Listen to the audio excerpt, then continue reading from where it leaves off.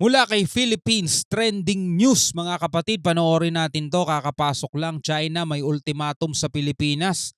Naninilikado na. China pinadala matinding puwersa sa West Philippine Sea. Yan ang ating aalamin, mga tol. Ito binasa lang natin yung title, yun no. Alamin natin to, bigyan natin to ng reaction video. Huwag na natin patagalin pa. Panoorin na natin to, mga tol.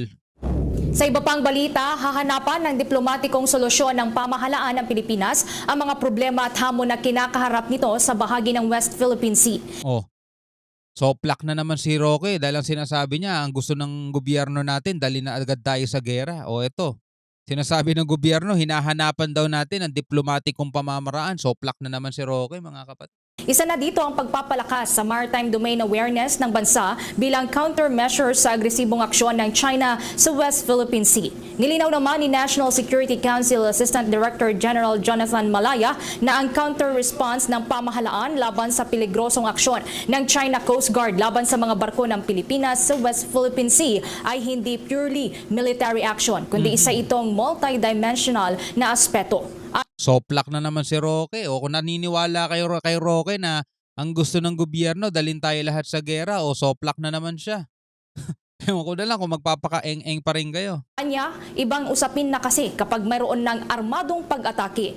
Siniguro naman ni Malaya sa publiko na gagawin ng ating gobyerno ang lahat ng diplomatic measures para harapin ang agresibong aksyon ng China. Pinatitiyak naman ni Pangulong Ferdinand Marcos Jr. na ang ipapatupad na countermeasures ng pamahalaan ay proportionate, deliberate at makatwirang tugon. Hindi lamang sa aspetong pagpapalakas sa ating military at defense capabilities, kasama na dyan ang mga kalyado at kaibigang bansa, kundi gagawin din ang lahat ng paraan sa pamamagitan niyan ng diplomatikong pag-uusap para resolbahin ang hindi pagkakaintindihan. Ayon pa sa opisyal na kahandaang pamahalaan para ipaglaban ang maritime rights at entitlements na Pilipinas sa West Philippine Sea at sa iba pang bahagi ng archipelago. Sa iba pang mga balita sa oras na ito, muli namang naglabas ng saloobin ng mga senador hinggil yan sa issue ng umano'y gentleman's agreement ukol yan sa West Philippine Sea. Ayon kay Senator Amy Marcos, hindi dapat ma-exaggerate ang issue at ang magresulta sa padalos-dalos na hakbang sa pinagtatalunang bahagi nga ng karagatan. Git nito, walang nakakahihiyang bagay kung ipuprosige nga ng sinuman ang para nga sa kapayapaan. Dapat umanong maging mahinahon at isipin ang ibubunga ng anumang isasagawang aksyon. Gayunpaman, iginit nito na hindi dapat isuko ang karapatan ng Pilipinas sa West Philippine Sea. Para naman kay Senador Risa Hontiveros, ang BRP Sierra Madre ay dapat naman manatili dyan sa may bahagi ng Ayungin Shoal. Aniya, hindi matutumbasan ng anuman ang buhay ng mga sundalong nagtataya ng kanilang buhay doon at para sa ating soberanya, kalayaan at sa ating mga karapatan. Habang inulit naman ni Senador Jinggoy Estrada na naniniwala siyang dapat na manatili nga ang ating barko sa West Philippine Sea. Ito umano ang minsan nang iginiit ng kanyang amang si dating Pangulong Joseph Estrada at patuloy niyang paninindigan. Ito ang dapat.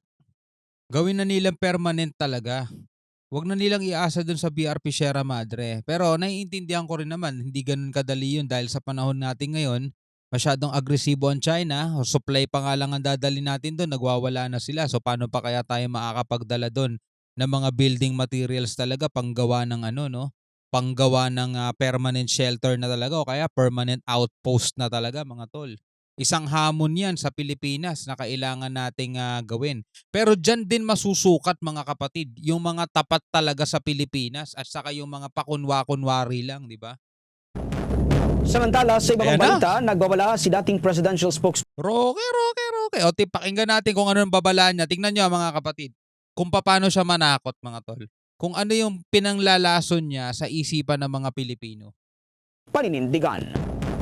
Samantala, sa iba pang balita, nagbabala si dating presidential spokesperson Harry Roque na posibleng mawala sa Pilipinas ang Ayungin Shoal kung pagpapatuloy nga ng administrasyon ni Pangulong Ferdinand Marcos Jr. ang ginagawa nitong hardline tactics umano sa may bahagi ng West Philippine Sea. Ito ang inihayag ng dating opisyal sa gitna yan ng nagpapatuloy nga na tensyon sa may pagitan ng Pilipinas at China hinggil yan sa naturang pinag-aagawang bahagi ng karagatan. Paliwanag ni Atty. Roque, ang naging verbal agreement daw kasi ni dating Pangulong Rodrigo Roa Duterte sa China. Huwag mo nang ipagtanggol yung verbal agreement ni Duterte. Hindi nga daw totoo, sabi niya eh. Sinungaling ka nga daw eh. Saka isipin nyo, mga kapatid, ipinaglalaban na nga, mawawala pa. Pag hindi yan ipinaglaban at hinayaan na lang ang China, sa tingin nyo hindi mawawala? Alin doon? Alin doon sa dalawa? Pag ipinaglaban mo, mawawala. Kapag hindi mo pinaglaban, hindi mawawala. Mga kapatid, kahit na hindi ka mag-aral ng matindi o kaya katulad ng pinag-aralan niya, alam niyo na eh, 'di ba? Hahayaan mo yung China sa ginagawa nila, 'di ba? Susundin mo na lang sila para wala ng problema. Sa tingin mo hindi mawawala Ayungin Shoal pag gano'n ang ginawa mo? O kaya kapag nagmatigas ka, ipinaglaban mo, teka, sa Pilipinas yan, part yan ng exclusive economic zone ng Pilipinas. Ilalaban namin yan, iaakit namin yan ng arbitration, UNCLOS, international community, hingi kami ng mga suporta sa iba't ibang mga bansa, hindi kami susuko. Sa tingin mo, dahil sa pamamaraan na ganun, mas lalo siyang mawawala? Tindi, no? Tindi. Na panatiliin status quo. Itong Ayungin Shoal ay isang mas maiging foreign policy pagdating yan sa usapin ng pagpapanatilingan ng kapayapaan at presensya ng Pilipinas sa naturang lugar. Ibang-iba ito sa mga ginagawang hakbang ngayon ng Marcos Jr. Administration kasabayan ng pagbibigay diin na ang anumang uri ng patuloy na pagmamatigas laban sa China ay posibleng magresulta lamang sa kawalan ng karapatan at pag-aari ng ating bansa sa may bahagi ng Ayungin Shoal. So, ibig sabihin, talagang susuportahan pa ng international law ang China. Dahil mawawalan daw tayo ng karapatan. Mawawalan daw tayo ng karapatan, mga kapatid, sa Ayungin Shoal kapag nagmatigas ang Marcos administration. My goodness. No? Alam ko naman, mga kapatid, yung mga nanonood dito hindi ganun katanga, no? Huwag kayong magpapapaniwala dyan. China ay posibleng magresulta lamang sa kawalan ng karapatan at pag-aari ng ating bansa sa may bahagi ng Ayungin Shoal. Sabi pa ni Roque, na batay daw sa kanyang prediksyon kung ipagpapat... Manghuhula na rin siya ngayon. Nostradamus na rin siya ngayon. May prediction na siya. Iba-iba na papel nito ah. Tuloy pa ni Pangulong Marcos Jr. ang kanyang mga hakbang na kanyang tinukoy bilang countermeasures ay posibleng tuloy na aniyang maubos ang lahat ng tropa ng Pilipinas sa BRP Sierra Madre sapagkat magpapatuloy aniya ang China sa ginagawa nitong pangharang. Grabe manakot, no? Posible daw maubos. Posible daw maubos lahat ng tropa ng sundalo sa BRP Sierra Madre. Grabe, no? Kita niyo? Yun yung sinasabi natin, mga kapatid eh. Ganyan sila. Ganyan. Sa lahat ng mga deliveries ng mga barko ng Pilipinas sa naturang lugar. Samantala, kung maalala nga ay unang ng matapang na ipinahayag ni Pangulong Ferdinand Marcos Jr. na magpapatupad ang Pilipinas ng mga countermeasures laban nga sa mga ginagawang agresibong aksyon ng bansang China laban sa mga barko ng ating bansa na nagresulta naman sa pagkatamo nga ng pinsala ng ilang mga tropa ng militar na kasama sa kinasang rotation and resupply mission sa may bahagi ng Ayungin Shoal. Kasi nga, kaya nagkaroon ng ganong resulta kasi unang-una ang ginagamit nating barko, bangka, kahoy, 'di ba? Maliit. Magkakaroon talaga ng ganyan. Kung gagamit tayo ng mas matibay, bakal, hindi mababasag yung mga salamin, hindi masisira sa mga water cannon lang, walang masusugatan. Ganun lang naman yun eh.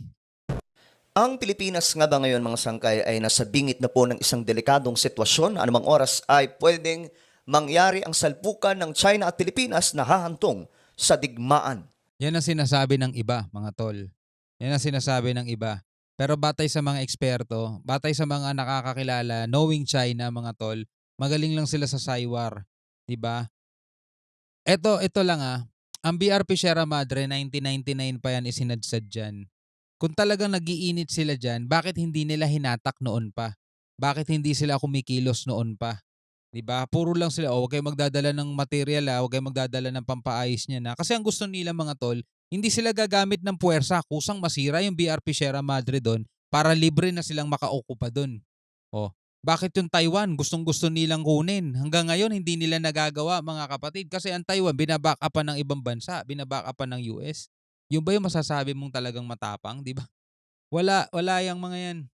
At delikado po ito kung mangyayari, mga sangkay. Ngayon, ito kasing bagong pulisiya ng ating pamahalaan tungkol po dyan sa West Philippine Sea or sa ating teritoryo ay inalmahan po ng mismong kapatid ng ating presidente na si Amy Marcos. Di na rin naman tayo magugulat doon, mga kapatid eh. Si Amy Marcos na rin mismo nagsabing hindi na sila nag-uusap ng kapatid niya eh.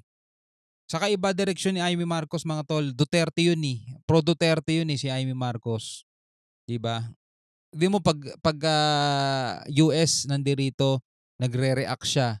'Di ba? Kapag may mga dumarating na mga ano ng US, nagre-react siya. Pero pag eto China, binobomba na tayo ng water cannon, 'di ba? Ngayon, mga sangkay, tingnan po natin kasi tumintindi po ang sigalot. Ang tanong dito, ito nga ba ay makakabuti sa Pilipinas o ito po ay magdudulot ng isang delikadong sitwasyon na pwedeng humantong sa digmaan ito? Kasi laking usapin ito ngayon eh. Ayon po kasi dito, itong si Amy Marcos, sinabi daw po na itong ginagawa ngayon ng ating pamahalaan ay posible di umanong magdulot sa mas malaking problema sa Pilipinas at delikado. At wala po tayong ibang naiisip dyan kundi ang digmaan. At ngayon, mga sangkay, nalaman na rin po ito syempre ng China at ito nga po yung kanilang reaksyon. Sabi ng Beijing, Philippine policies on South China Sea will not impact China's maritime rights. So wala daw po magiging impact. Ina-expect na rin natin yun mga kapatid. Kung naaalala ninyo sa mga nakaraang reaction video natin, sabi ko nga kung ang international law nga hindi kinikilala ng China, kung ang UNCLOS nga hindi nire-respeto ng China, di ba? What makes us think? English yun. Di ba? Ano sa tingin natin? Anong sa tingin natin kikilalanin ng China ang magiging batas ng Pilipinas? Hindi nila kikilalanin yun mga tol. International law nga UNCLOS nga nakapirma na sila dun Hindi naman nila nire-respeto Mananatiling ganyan lang tayo mga kapatid para tayong pusa't daga. Laging naghahabulan, laging nagwa-water cannon.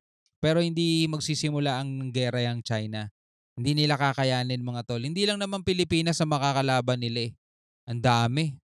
Ang dami niyan mga tol. And normal na sa mundo na kapag may naggerang dalawang bansa, asahan ninyo marami silang mga kaalyadong bansa na tumutulong sa kanila. Hindi na bago sa atin yun. 'Di ba? Pwede nga tayo magbigay ng sample sa Middle East mga kapatid di ba? Hindi naman dalawang bansa lang ang naglalabanan doon. May mga kaalyado silang bansang naikisali. Oh, sa tingin ninyo kapag ginera tayo nitong China, hindi tayo susuportahan ng ibang mga bansa, may interest din sila rito sa South China Sea, 'di ba? Dito 3.4 trillion dollars mga halaga ng mga produkto ang dumadaan diyan. Apektado mga negosyo nila. At di nila papayagan yung maghari-harian ng China diyan, mga tol. Dahil alam naman nila kung ano ang ano nitong bansang 'to, kung gaano kaganid 'yan. Saka hindi sila susuportahan ng napakaraming bansa kasi biruin mo magsisimula sila ng giyera. Sa anong pinaglalaban nila? Makatarungan ba yung pinaglalaban nila? Sisimula ka ng giyera tapos ang katwiran mo kasi meron kang claim na hindi naman kinikilala ng international law. Uusigin sila ng buong mundo niyan. Katakot-takot na sanctions ang aabutin nila. 'Di ba? At marami susuporta sa atin. Estados Unidos, andiyan ang India, mga nagbigay na sa atin ng suporta, 'di ba? Wala kaya hindi aani ang China. Pagpakita muna sila ng patunay nilang talagang malakas sila. Yung Taiwan napakaliit, mas maliit pa sa atin 'yon, mas malaki pa yung Luzon. Di nila magalaw-galaw, 'di ba?什么样的政策都不得影响中国的领土主权和海洋权益。我们希望菲方遵守自己的承诺，遵守中菲之间达成的有关谅解和共识，遵守中国和东盟国家共同签署的南海。 Okay, so yan po ang opinion, statement ng China. Ngayon, balikan po natin ito mga sangkay. Ano nga ba ang sinabi ni Amy Marcos? Bakit nag-aalala siya? Kasi, alam nyo, konting mali lang to guys. At pwedeng mangyari yung digmaan at any moment, pwedeng mamaya, bukas, sa makalawa, sunod na buwan, susunod na mga buwan, or susunod na taon, mga sangkay, kung hindi po tayo mag-iingat. Ito, panoorin mo natin. Philippine President's sister believes his administration is courting danger. Alam niyo mga tol, no, huwag na natin panoorin yan. Mangyayari ang gera, isang bagay lang. Kapag tayo ay umatake, yun, doon talaga. Kasi syempre China mga kapatid, papalag yan. Kapag tayo ay nagpakawala ng missile sa kanila, pakawala tayo ng rocket at pinuntiryan natin barko nila, pinalubog natin, posible. Kasi tayo nagsimula nun Doon talaga pwede magsimula ang gera. Pero kung ganito ginagawa ng Pilipinas mga tol, malabo rin ang China. Meron silang mga safety measures din na ginagawa para hindi sila malagay sa alanganin. Kasi tulad nga ng sinabi natin mga kapatid, sila man mismo alam nila na hindi tinatanggap ng arbitration, hindi tinatanggap ng UNCLOS, hindi tinatanggap ng international law yung claim nila. Walang sumusuporta silang sa kanilang bansa kundi tanging sila lamang din. Niloloko lang talaga nila sarili nila at nagkakabale-balentong na pagtatanggol nila sa sarili nila. Pero hindi nila sisimulan yung gerang yan mga kapatid kasi talagang wala silang panalo. Yun lang yun. Kaya Yung yung ginagawang pananakot mga tol ng mga pro Duterte, mga pro China, pro China na lang mga kapatid. Huwag kayong masyadong magpapapaniwala sa kanila. Ginagawa nilang takutin kayo para kayo mismo ay kumontra na sa ginagawa ng gobyerno natin. Sa mga ginagawang gobyerno nating pagpalag sa China, sa pagre-react ng gobyerno natin sa ginagawa ng China sa atin. Yun ang gusto ng mga pro-China kaya todo sila takot. Oh, sige, suportahan niyo si Marcos para pag dinadala lang nila tayo sa gera, ganyan ganyan. Mga tol, sana alam niyo na yun. Huwag kayong magpapapaniwala sa kanila. Pare-pareho sila ng tono, pare-pareho sila ng mga sinasabi, mga pro-China. Pilipinas, pag napalaban tayo sa gera, ganyan, ganyan, ganyan. Hindi, malabo pa yan mga tol. Malabo yan. Karakas ng China. Ba't di nila nagalaw-galaw yung BRP Sierra Madre sa napakahabang panahon? Ba't di nila nagalaw-galaw yung Taiwan sa napakahabang panahon? Diba? Bakit Pilipinas lang ang nabubuli nila? Eh, ang laki rin ang sakop ng Vietnam. O ba't di nila nagagawa? Yung Vietnam, ang daming itinatayong isla. Ba't di nila napapalagan yung Vietnam? Oh. Bakit pag pumapasok sila sa karagatan ng Japan, tinataboy sila ng Japan, wina-water cannon sila? Bakit walang gera? Oh, tapos sa Pilipinas magkakagera dahil sa ganyan? Kalokohan, 'di ba? Logic. Well, anyway, ikaw bilang isang Pilipino, ano masasabi mo diyan? Comment ka na lang sa baba. Hanggang sa muli, ako nga pala si Shobal D. Peace out.